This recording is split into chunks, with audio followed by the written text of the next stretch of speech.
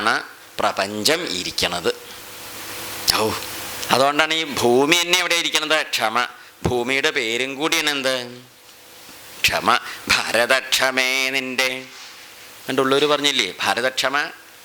ക്ഷമാച്ച ഭൂമി. പണ്ട് മുത്തശ്ശി പറയാറുണ്ടേ, രാവിലെയൊക്കെ കുട്ടിക്കാലത്തൊക്കെ രാവിലെ അങ്ങോട്ട് കുറേ നമസ്കാരം, ഇങ്ങോട്ട് കുറേ നമസ്കാരം, അറ്റേക്കിൽ കുറേ നമസ്കാരം, കുറേ നമസ്കാരം ഉണ്ടാവും. കുറേ വയ്യൻ്റെ കഴിഞ്ഞ് മതിയായി തീർന്നു എന്നിരിക്കുക. അപ്പോൾ മുത്തശ്ശി പറയും ഇനി കുറേ നമസ്കരിച്ചോളൂ, അത് മന്ത്രമൊന്നുമില്ല, അത് നമസ്കരിക്കുക, അന്യ ദിക്കിലിരിക്കുന്നൊന്നുമില്ല. ഇതിപ്പോൾ എന്തിനാ ഈ 12 നമസ്കാരം? അത് ഭൂമിക്കുള്ള നമസ്കാരം. അതെന്തിന്? ഭൂമിയോളം ക്ഷമയുണ്ടാവാൻ. ഓ, എന്നൊക്കെ അത് ചെയ്തതുകൊണ്ടാവും ഇപ്പോൾ ഒക്കെ ഇങ്ങനെ ജീവിച്ച് കൊണ്ട് തല്ലുകൊള്ളാണ്ട്. എന്താ എന്നിട്ട് തന്നെ നമുക്ക് അത്രയേ ഉള്ളൂ സാധനം. എന്ത് അത്രയൊക്കെ ചെയ്ത് പഠിപ്പിച്ചിട്ട് അപ്പം അതും കൂടി ഉണ്ടായിരുന്നില്ല. പക്ഷെ എന്തായിരിക്കും ക്ഷമ എന്ന് പറയുന്നത്? അപ്പം ആ ഒരു സമ്പ്രദായത്തിൽ ക്ഷമയാണ് സത്യം, ക്ഷമയാണ് യശസ്, ക്ഷമയാണ് നന്മ, ക്ഷമയാണ് ധർമ്മം, ക്ഷമയാണ് യജ്ഞം, ദാനം. ഇതൊക്കെ ക്ഷമയാണ് കുട്ടികളെ. അതുകൊണ്ട് നിങ്ങൾ എന്ത് ചെയ്തു? നന്മ പ്രകാശിപ്പിച്ചു. അതുകൊണ്ട് നിങ്ങൾക്കൊരിക്കലും എന്ത് വരില്ല? ദുരിതം ഉണ്ടാവില്ല. എന്താ കാരണം? നമ്മളൊരു തെറ്റ് ചെയ്യായോണ്ട് നമുക്കൊരു ദുരിതം ഉണ്ടായാൽ ആ ദുരിതം നമുക്ക് എന്താവില്ല? നമ്മളായിട്ടൊരു തെറ്റ് ചെയ്യാണ്ട് നമുക്കൊരു ദുരിതം വന്നുകൂടി നൂട്ടിക്കോളൂ, നമുക്ക് ഫലിക്കും? അത് ഫലിക്കില്ല. അത് ആ മുകളിൽ കൂടി വന്ന് അങ്ങോട്ട് പോവുക എന്നല്ലാതെ ആന്തരികമായിട്ടൊന്നും ഫലിക്കില്ല. കുട്ടികളെ പേടിക്കണ്ട കേട്ടോ എന്നും പറഞ്ഞു. അങ്ങനെ ഈ കുട്ടികളിരിക്കുന്ന സമയത്ത് അവരൊന്നും പറഞ്ഞില്ല, അച്ഛനും പറഞ്ഞില്ല. അക്കാലത്ത് ചൂളി എന്ന് പറഞ്ഞൊരു മഹർഷി ഉണ്ടായിരുന്നു. ആ ചൂളി മഹർഷിക്ക് അദ്ദേഹത്തിന് സോമത എന്ന് പറഞ്ഞൊരു അപ്സരസിലെ ഒരു പുത്രൻ ഉണ്ടായി. ആ പുത്രൻ മഹാകേമനായിരുന്നു. അദ്ദേഹം ബ്രഹ്മദത്തൻ എന്ന് പറഞ്ഞ ആ കുമാരൻ മഹാകേമനായിട്ടിരിക്കുന്ന കാലത്ത് ഈ ഇദ്ദേഹത്തിനെ എന്ത് ചെയ്തു? ആ കുമാരനെ യോഗ്യനായിട്ട് വളർന്ന് മിടുക്കനായിട്ട് വന്ന കാലത്ത് ഈ പുത്രിമാരെ 100 പേരെമാർക്ക് വിവാഹം ചെയ്തു കൊടുത്തു. ഈ കുമാരനെ വിവാഹം ചെയ്തു കൊടുത്തു. അങ്ങനെ വിവാഹം കഴിച്ച് ഈ കുമാരൻ ഇവരെ കൊണ്ടുപോകുന്ന സമയത്ത് ആ കുമാരൻ എന്ത് ചെയ്തു? ഈ കന്യകമാരെ വിവാഹത്തിൻ്റെ ക്രിയയിൽ തൊട്ടു, പാണിഗ്രഹണത്തിൽ തൊടുവല്ലോ. തൊട്ടപ്പോഴേക്ക് ഇവരുടെ എന്ത് പോയി? ആ വൈകല്യങ്ങളൊക്കെ പോയി വീണ്ടും സുന്ദരിമാരായിട്ട് തീർന്നു എന്ന് പറയും. അങ്ങനെ അവർ വലിയ ആ ഈ മഹാകേമനായിട്ടുള്ള ഇദ്ദേഹത്തിൻ്റെ ആ ബ്രഹ്മപുത്രനായിട്ടുള്ള ഇദ്ദേഹം കേമനായി. ബ്രഹ്മപുത്രൻ കുശൻ. ആ കുശൻ്റെ പരമ്പരയിൽ ഉണ്ടായ കുശനാഭൻ്റെ പരമ്പരയിലെ പെൺകുട്ടികളുടെ കഥയാണിപ്പം പറഞ്ഞത്. അവർ മഹായോഗ്യത നേടിയിട്ട് തീർന്നു എന്ന് പറയും. ഈ വംശത്തിൽ ഇപ്പോൾ പറഞ്ഞില്ലേ, ഈ ഇതിൽ ആ വംശത്തിലാണ് ആരുണ്ടായത്? ഈ കുശൻ എന്ന് പറഞ്ഞ കുശനാഭൻ ആ പരമ്പരയിൽ ഗാധി എന്ന് പറഞ്ഞൊരു യോഗ്യൻ ഉണ്ടായി. ഗാധി പുത്രനായിട്ട് വന്നു. ഗാധി. ആ ഗാധിയുടെ പുത്രനാണ് ആര്? ആര് പറഞ്ഞു കൊടുത്തു? വിശ്വാമിത്രർ. അപ്പോൾ വിശ്വാമിത്രർ ആദ്യമായിട്ടാണ് തൻ്റെ ആധാർ കാർഡ് ആർക്ക് കാണിച്ചു കൊടുക്കുന്നത്? താൻ ആര്, എന്ത്, തൻ്റെ മേൽവിലാസം. കുട്ടികൾക്ക് അത്ര വലിയ അറിവൊന്നുമില്ലല്ലോ. അവർ വലിയൊരാളാണ് മഹർഷി, അദ്ദേഹം എവിടെ വന്നു, എത്ര കണ്ട് മഹിമയുള്ള ആളാണെന്നൊക്കെ കേട്ടിട്ടൊക്കെ ഉണ്ടാവും എന്നല്ലാതെ ഇങ്ങനെ സൂക്ഷ്മമായിട്ടൊന്നും ആരും പറഞ്ഞു കൊടുത്തിട്ടൊന്നുമില്ലേ. ആ വിശ്വാമിത്രർ തന്നെ ചുരുക്കം ഗാധിയുടെ പുത്രനാണ് ഞാൻ. പിന്നെ എന്താ വെച്ചാൽ എനിക്കൊരു ജ്യേഷ്ഠത്തി ഉണ്ട്. ആർക്ക്? വിശ്വാമിത്രർക്ക്. എൻ്റെ ജ്യേഷ്ഠത്തിയുടെ പേരെന്താ വെച്ചിട്ടുണ്ടോ? സത്യവതി എന്നാണ്. ആ സത്യവതിയാണ് പിന്നീട് ഋചീകൻ എന്ന് പറഞ്ഞ മഹർഷി വിവാഹം ചെയ്തത്. ആ സത്യവതി എന്തായിട്ട് തീർന്നു? സത്യവതി കൗശികൻ്റെ മകളായിരുന്നു. കൗശികി എന്ന പേരിലൊരു നദിയായിട്ട് ഇപ്പോഴും ഇങ്ങനെ ഒഴുകിക്കൊണ്ടിരിക്കുന്നുണ്ട് എൻ്റെ അടുത്ത്. അപ്പം അതുകൊണ്ട് ഞാൻ എന്ത് ചെയ്യും? ഇടയ്ക്ക് ഒഴിവുണ്ടാകുമ്പോഴൊക്കെ ഓപ്പോളുടെ അടുത്തേക്ക് അങ്ങോട്ട് പോകും. ഏതോപ്പോൾ? സത്യവതി ഓപ്പോളില്ലേ? ഓപ്പോളുടെ അടുത്ത് പോയിട്ട് അവിടെ ആ പുഴയുടെ കരയെല്ലാം പോയി ഇരിക്കുക. ആര്? ഇടത്തിയോടുള്ള ഒരു സ്നേഹം കാരണേ ഞാൻ ഇടയ്ക്ക് ആ പുഴയുടെ കരയെ പോയിരിക്കും. അതുകൊണ്ട് ഈ ഇദ്ദേഹത്തിനെ കൗശികൻ എന്ന് പറയില്ലേ? കൗശിക മുനി പറഞ്ഞാൽ വിശ്വാമിത്രരാണ്. ആ കൗശിക മുനിയുടെ ഏടത്തി സത്യവതി കൗശികി. ആ കൗശികി നദിയുടെ തീരത്ത് പോയിട്ട് ആരിയിരിക്കും? സത്യവതിയാണ് പിന്നീട് നദിയായിട്ട് ഭൂമിയിൽ ഒഴുകിയത്. അവിടെ പോയിരിക്കും. ഇതാണ്. അതുകൊണ്ട് എന്താ മക്കളെ, നേരെ എത്രയും ഉറങ്ങണ്ടേ? പോയി ഉറങ്ങൂ വേഗം. ആരോട് പറഞ്ഞു? രാമനോടല്ലേ. ഷാമ്പു നേരം പോയത് അറിഞ്ഞില്ല കേട്ടോ. അങ്ങനെ ഓരോ കഥകൾ കേട്ടിട്ട് അങ്ങനെ രാത്രി കുട്ടികളെ കൊണ്ടുപോയി ഉറക്കി. ശോണ ഇതിപ്പോൾ എവിടെ നിന്ന് നടക്കുന്ന കഥയാണ്? യജ്ഞമൊക്കെ കഴിഞ്ഞ് വിശ്വാമിത്രരുടെ യാഗമൊക്കെ പൂർത്തിയാക്കിയിട്ട് മിഥിലേക്ക് പോകുമ്പം ശോണ നദി എന്ന് പറഞ്ഞ പുഴയുടെ കരയിൽ രാത്രി ഇടനേരത്ത് രാത്രിയിൽ വിശ്രമിച്ചും കൊണ്ടിരിക്കുന്ന സമയത്ത് വർത്തമാന മഹർഷിമാരൊക്കെ വട്ടം കൂടി മുമ്പിൽ കൂടിയിരുന്നു. അപ്പം കുട്ടികൾ രണ്ടടുത്ത് കൂടിയിരുന്ന കഥകൾ ചോദിച്ചപ്പം പറഞ്ഞു കൊടുത്ത് കുറേ നേരം കുട്ടികൾക്ക് ഓർമ്മയില്ല, ഉറങ്ങണമെന്നൊന്നുമില്ല. അപ്പം മഹർഷി പറയാം, എന്താ അത്? ഏഷരാമ മമോൽപ്പത്തി സ്വസ്യ വംശസ്യ കീർത്തി. ഇത് അങ്ങനെയാണ് എൻ്റെ ഉൽപ്പത്തി, ഞാൻ അതാ നിങ്ങൾക്ക് പറഞ്ഞു തന്നതേ. അതുകൊണ്ട് ദേശസ്യ ച മഹാബാഹോ. ദേശം ഏതാ ചോദിച്ചു. അതാണ് ഈ ദേശം, ഞങ്ങളുടെ ഈ കുശൻ്റെ കുശനാഭാണ്. അനുസരിത്തിക്കോളൂ. അതുകൊണ്ട് ഗതോർദ്ധരാത്ര. എന്താ കുട്ടികളെ പാതിരാത്രിയായിന്ന്? അർദ്ധരാത്ര ഗത. അർദ്ധരാത്രം അർദ്ധരാത്രി തന്നെ. പാതിരാവ് പറയില്ലേ നമ്മൾ? പാതിരാവ്. നീ പാതിരാച്ച അർത്ഥം എന്താ? അർദ്ധരാത്രി. പാതി രാത്രി. ഇപ്പം 30 നാഴികയില്ലേ? ഉണ്ടോ? ആർക്കാ ഇഷ്ടമുള്ളത്? രാത്രി 12 മണിക്കൂർ രാത്രിയല്ലേ? 6 മണി തൊട്ട് വെളിച്ചാകുമ്പോൾ 6 മണി വരെ ഒന്ന് കൂട്ടുക, അല്ലെങ്കിൽ 6:15 തൊട്ട് വെളിച്ചാകുമ്പോൾ 6:15 വരെ നോക്ക് കൂട്ടുക. അങ്ങനെയല്ലേ രാത്രിയുടെ കണക്ക് കൂട്ടുക. അപ്പോൾ അത് 12 മണിക്കൂറുണ്ട്. അപ്പോൾ അതിൻ്റെ പകുതി ആകുമ്പോൾ എത്രയായി? 6 മണിക്കൂർ. അപ്പോൾ പാതിരാത്രി പറഞ്ഞ സമയം എപ്പോഴാണ്? ഇന്നും കാൽക്കുലേറ്റർ എടുത്തിട്ടില്ലല്ലേ? എത്രയാവും? 12 മണി. അപ്പോൾ പാതിര എന്ന് പറഞ്ഞാൽ ഏതാണ്ട് ആ സമയം 12-1 മണി അല്ലേ? ശങ്കടക്കിടക്ക് നിൽക്കുന്നാലും പാതിര. അയ്യോ, ഗതോർദ്ധരാത്ര പാതിരേ ഇല്ലേ കുട്ടികളെ? ഉറങ്ങാണ്ടിരിക്കണോ? എന്താ അത്? കാകുൽസ്ഥ ഉണ്ണിയെ കഥാ കഥയത്തോ മമ, എൻ്റെ കഥയും കേട്ട് പാതിര ഏതറിഞ്ഞില്ലേ? ഉവ്വ അരുഷു മഹർഷി. ഇല്ല ഗുരുനാഥ, ഞങ്ങൾ അറിഞ്ഞില്ലേ, ഞങ്ങളിങ്ങനെ ഇരിക്കാറിഞ്ഞില്ലേ. അതുകൊണ്ട് നിദ്രാം അഭ്യേഹി, പോയി കിടന്നുറങ്ങും വേഗം. അഭ്യേഹി പോയി കിടന്നുറങ്ങും. അപ്പോൾ ഓടിപ്പോയി കിടന്നുറങ്ങുക. കുട്ടികളെ വിളിച്ചു ഭദ്രന്തേ മാഭോർ ആണ്, നന്നായി പറ്റേ കുട്ടികൾ ഉറങ്ങിക്കോളൂ. അങ്ങനെ കുട്ടികളെ അവിടെ കിടത്തി ഉറക്കി. മഹർഷി ലേശം നേരം ഉറങ്ങി എന്ത് ചെയ്തു? അദ്ദേഹം നന്നായി കണ്ടു. ആ കുട്ടികളൊരു വിഷമമില്ലാതെ കഥയൊക്കെ പറഞ്ഞു കൊടുത്ത് രസിപ്പിച്ച് സന്തോഷിപ്പിച്ച്. ഇപ്പം തൻ്റെ കാര്യം കഴിഞ്ഞിട്ടെങ്കിൽ അദ്ദേഹം അത് നിർത്തിയോ? ഇല്ല. അപ്പോൾ തൻ്റെ കാര്യം കഴിക്കാനല്ല ആര് കൊണ്ടുവന്നത്? എൻ്റെ ഓരോ സന്ദർഭത്തിലും ഇല്ലെങ്കിൽ ഈ 2 രാക്ഷസന്മാരെ നേരെയാക്കാൻ ഈ കുട്ടികളെ എത്ര ദൂരെ നിന്ന് വണ്ടിക്കൂലി കൊടുത്ത് കൊണ്ടിരിക്കേണ്ട വല്ല കാര്യമുണ്ടോ? അപ്പം അത് അതിനല്ലാന്ന കാര്യം തീരുമാനമല്ലേ? അത് നിശ്ചണ്ടായ ഒരാളാരാ കൂട്ടത്തിൽ? വസിഷ്ഠരാ. വസിഷ്ഠർ പറഞ്ഞു കൊടുത്തത് ഓർമ്മയില്ലേ നമുക്ക്? ഇപ്പോൾ ചെയ്തത് അജാതി കാര്യം തന്നെയല്ലേ? അതുകൊണ്ട് എന്താ ചെയ്തു വെച്ചാൽ, അങ്ങനെ അവർ പോരണ വഴിക്ക് രാത്രി കഴിച്ചു. ഉപാസ്യ രാത്രി ശേഷം തു ശോണാകൂലേ മഹർഷിഭി നിശായാം സുപ്രഭാതായാം വിശ്വാമിത്രോ അഭ്യഭാഷത. അന്ന് രാത്രി അവിടെ കിടന്നുറങ്ങി നേരം വെളിച്ചാവുമ്പോൾ നേരത്തെ എണീട്ടു. ആ പുഴയുടെ ശോണ നദിയുടെ കരയില കഴിച്ചു കൂട്ടിയത്. എന്നിട്ട് പറയും ചെയ്തു, രാമ സുപ്രഭാത നിശാരാമ പൂർവാ സന്ധ്യാ പ്രവർത്തത്തെ. ആ ഉണ്ണി വെളിച്ചാവുകയായി. കുട്ടികൾ കുറച്ച് താമസിച്ച് കിടന്നുകൊണ്ടേ അന്ന് ലേശം ഉറങ്ങിപ്പോയി. എന്താ, ചെറിയ കുട്ടികളല്ലേ, രാത്രി താമസിച്ച കുട്ടികൾ വെളിച്ചാൻ പണിക്കാൻ ഇത്തിരി താമസിക്കില്ല. അവർക്ക് ക്ഷീണം കാരണം. ഉത്തിഷ്ഠ ഉണ്ണി ഉത്തിഷ്ഠോത്തിഷ്ഠ ഭദ്രം തേ ഗമനായ അഭിരോജയെ. പോണ്ടേ നമ്മളൊക്കെ, എന്താ അങ്ങനെ ഉറങ്ങണത്? ഔവ്വ വെളിച്ചായോ ഗുരുനാഥ. ചാടി എണീട്ട് കുളിച്ചു സന്ധ്യാവന്തനം കഴിച്ചു വന്നു. നമുക്ക് ശോണാ നദിയാണ് ഇവിടെ, നല്ലോണം ഒന്ന് തൊഴുതോളൂ. അപ്പോൾ ശോണാ നദിയിലൊക്കെ കുട്ടികളെ കൊണ്ട് വേണ്ടതൊക്കെ ചെയ്യിച്ചു. അപ്പം അവിടുന്ന് അവർ കുറച്ചും കൂടി മുമ്പിലേക്ക് പോയി. കുറച്ചും ചെന്നപ്പോൾ എന്ത് കണ്ടു? ഗംഗാ നദിയുടെ കരയിലെത്തി. ഗംഗ വലിയ കേമല്ലേ, ഗംഗയെക്കുറിച്ചൊക്കെ പറഞ്ഞു കൊടുത്തു. ഗംഗ എന്ന് പറഞ്ഞാൽ എങ്ങനെയാണെന്ന് പറയുമ്പോൾ ഗംഗയെക്കുറിച്ച് ചോദിച്ചു. അതായത് ഈ ഹിമവാന് 2 മക്കളായിരുന്നു, 2 പെൺകുട്ടികൾ. ആരാ 2 പെൺകുട്ടികൾ? ഒന്ന് ഗംഗയും ഒന്ന് ഊമയും. ഊമയെ പരമേശ്വര ഭഗവാനും കൊടുത്തു, ഗംഗയെ ദേവന്മാർക്കും കൊടുത്തു. അങ്ങനെ ദേവന്മാർ കൊണ്ടുപോയി. ആരെ? ഗംഗയെ കൊണ്ടുപോയി. അപ്പോൾ പിന്നെ ഗംഗ ഇങ്ങനെ താഴെ എത്തിയത്? അത് പിന്നെ കൊണ്ടുപോകുന്നത് സകരൻ്റെ പരമ്പരയിലാണ് കൊണ്ടുപോകുന്നത്. അതാരാ സകരൻ? അത് നിങ്ങളുടെ പൂർവികൻ സകരൻ അറിയില്ലവോ? നിങ്ങളുടെ വംശത്തിൽ പണ്ട് സകരൻ എന്ന് പണ്ടൊരു രാജാവ് ഉണ്ടായിരുന്നു. ഈ സകരന് 60,000 പുത്രന്മാരുണ്ടായിരുന്നേ. അങ്ങനെ സകരൻ എന്താ ചെയ്തിച്ചു? 100 യജ്ഞം കഴിക്കാനായിട്ട് പുറപ്പെട്ടിരിക്കുന്ന സമയത്ത് 100ാമത്തെ യജ്ഞത്തിന് പുറപ്പെട്ടപ്പോഴാണ് കുതിരയാരും മുട്ടിച്ചുകൊണ്ടുപോയത്. ഇന്ദ്രൻ കൊണ്ടുപോയി ഈ പാതാളത്തിൽ രസാതലത്തിൽ കൊണ്ടുപോയി കെട്ടിയിട്ടു. അങ്ങനെ 60,000 പുത്രന്മാരും തുളച്ച് ചെന്ന് പാതാളത്തിൽ അവിടെ ചെന്ന് രസാതലത്തിൽ ചെന്ന് ആരെയെ കണ്ടു? കുതിരയെ കണ്ടു. അവിടെയാണെങ്കിലോ കപിലസ്വരൂപനായ ഭഗവാൻ മഹാവിഷ്ണു അവിടെ ഇരിക്കുന്നത് കണ്ടു. അവിടെ കുതിരയെ കണ്ടത്. അപ്പോൾ ഇവരെല്ലാവരും വിചാരിച്ചു ഇയാളാണ് എന്ത് കൊണ്ടുവന്നത്, കുതിരയെ കൊണ്ടുവന്നത് വെച്ചപ്പോൾ വെട്ടിമുറിക്കാനായിട്ട് പുറപ്പെട്ടു. കപില മഹർഷി കണ്ണു തുറന്നപ്പോൾ ആര് ഭസ്മായി പോയി? 60,000 പേരും ഭസ്മായിട്ട് പോയി. അങ്ങനെ ഇവർ 60,000 പേരും സകരപുത്രന്മാരും മരിച്ചു പോയി. ഈ സകരന് വേറൊരു പുത്രൻ ഉണ്ടായിരുന്നു. ആ പുത്രൻ്റെ പേര് അസമഞ്ജസൻ എന്ന് പറയും. അസമഞ്ജസൻ ഈ മോശം കാര്യം ചെയ്യുന്നുണ്ട്. സമഞ്ജസമല്ലാത്തത്, സമഞ്ജസം നല്ലത്, അസമഞ്ജസം മോശമായത്. ഈ മോശമായ പ്രവൃത്തി ചെയ്യേണ്ട ഉപേക്ഷിച്ച പുത്രനാണ്. ഈ അസമഞ്ജസനെ ഉപേക്ഷിച്ച് വെച്ചാലും അസമഞ്ജസനൊരു പുത്രൻ ഉണ്ടായിരുന്നു. ആ പുത്രൻ്റെ പേരാണ് അംശുമാൻ എന്ന് പറയും. അംശുമാൻ കുതിരയെ തേടി പുറപ്പെട്ടു.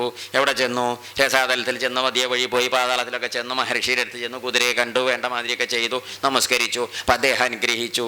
ആ കുതിരയെ കൊണ്ടുപോയി മുത്തശ്ശന് കൊടുത്തു. ആർക്ക്? സകരനെ കൊടുത്തു. സകരൻ യജ്ഞം പൂർത്തിയാക്കി.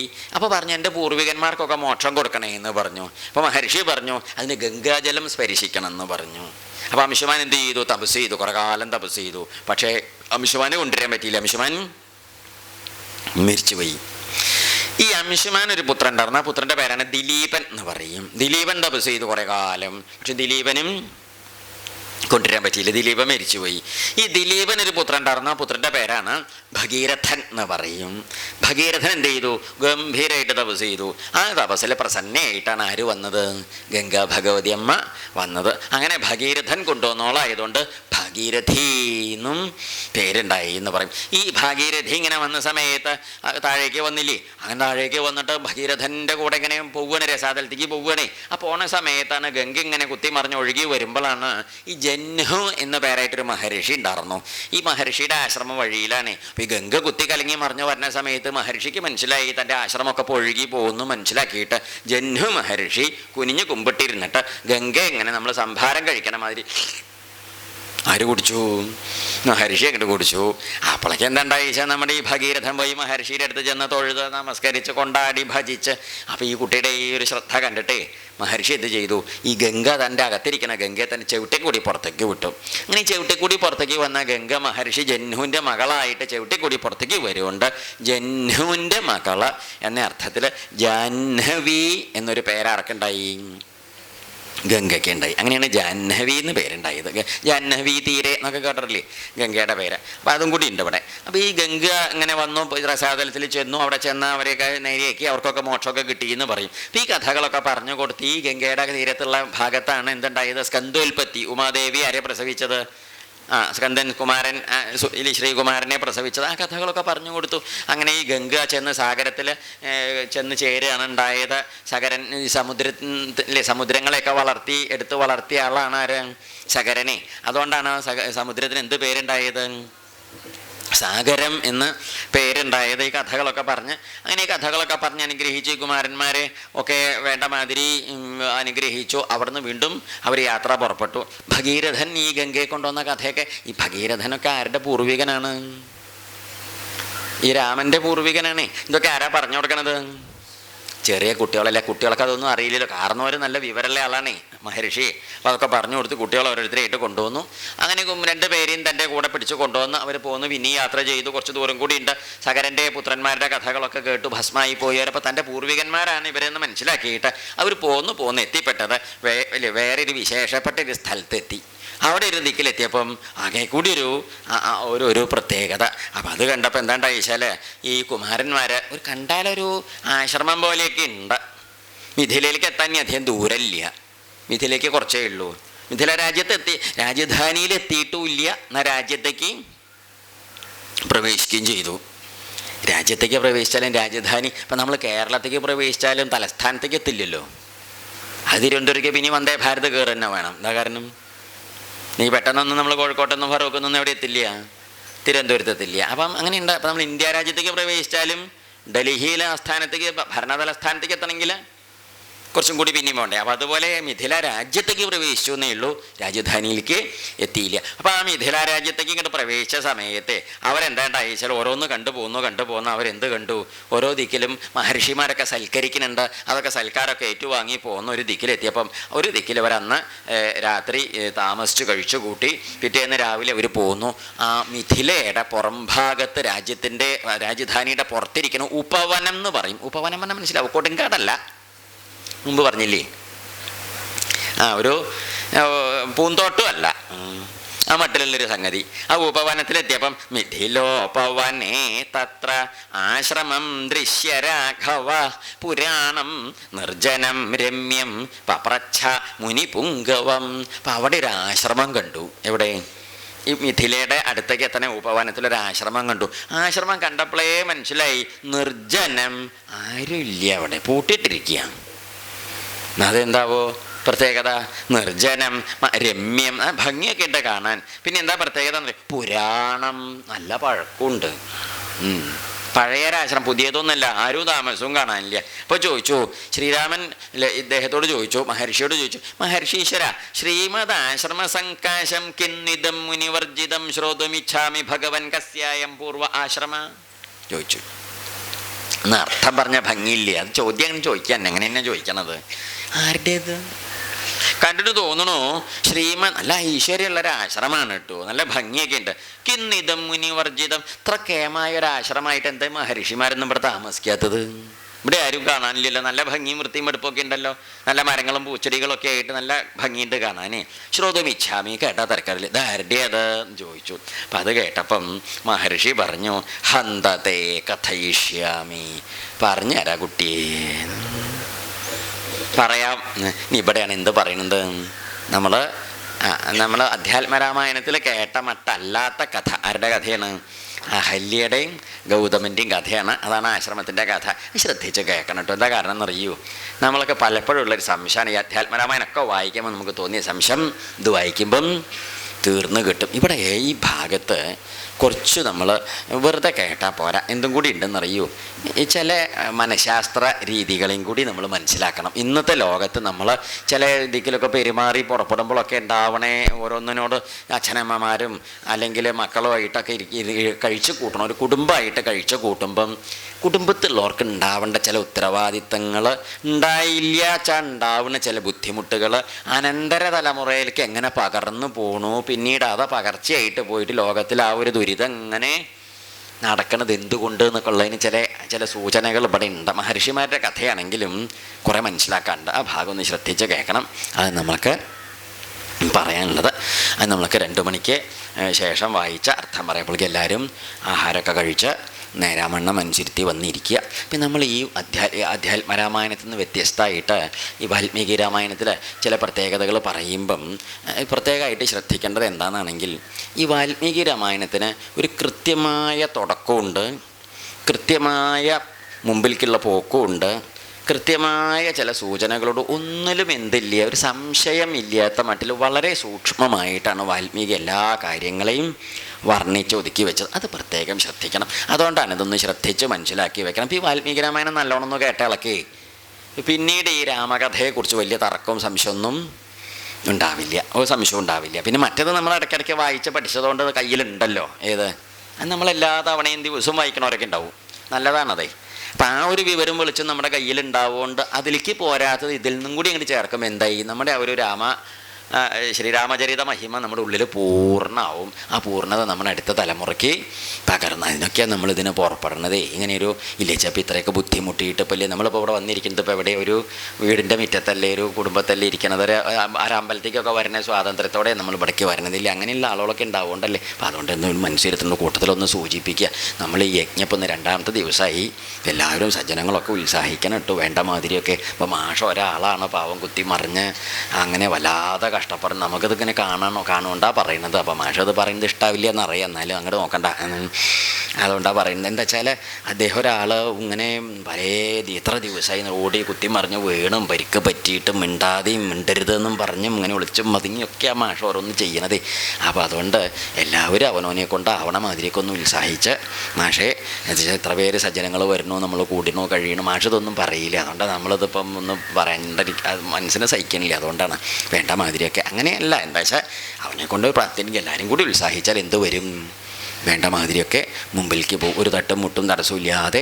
ഇല്ലെങ്കിലും ഇപ്പം പോവുണ്ടാവും ഒക്കെ വേണ്ടത്, എന്നാലും സുഗമമായിട്ടൊക്കെ മുമ്പിലേക്ക് പോട്ടെ. ഇപ്പം ധാരാളം പേര് വരണോ, നന്നായിട്ട് ആഹാരം കഴിക്കണോ, വന്നിരിക്കണോ, ശ്രദ്ധയോടുകൂടി കേൾക്കണോ, അറിയണോ. ഇതിനിപ്പോൾ ഒരു കമ്മിറ്റിയോ അല്ലെങ്കിൽ വലിയൊരു സ്വാഗത സംഘമോ ഒന്നുമില്ല. ഇവിടെ വരുന്ന സജ്ജനങ്ങൾ അമ്മമാരത് അവിടത്തെ അമ്മമാർ, ഈ ചുറ്റുവട്ടത്തുള്ള അമ്മമാരാണ് ഈ പരക്കാൻ പായണത്. അവർ രാവിലെ 3 മണിക്ക് 2 മണിക്കൊക്കെ ഇവിടെ വന്ന് തലകുത്തി മറിഞ്ഞ് എല്ലാ പണികളും തീർത്ത് പോയി വീണ്ടും പോയി ഒന്ന് വൃത്തിയും വെടുപ്പായിട്ട് വന്നിട്ട് പിന്നെ ഇവിടെ ഇരുന്ന് എന്നിട്ട് അതിൻ്റെ ഇടയ്ക്കാനായിട്ട് പോയിട്ടാണ് അദ്യ വിളമ്പാനും അവിടെ വെക്കാനും കഴുകാനും തുടയ്ക്കാനും വേണ്ട ആളുകളൊക്കെ വരുമ്പോഴേക്ക് എന്താ ഓടിപ്പാഞ്ഞ് വല്ലാത്ത കഷ്ടപ്പാടാണേ.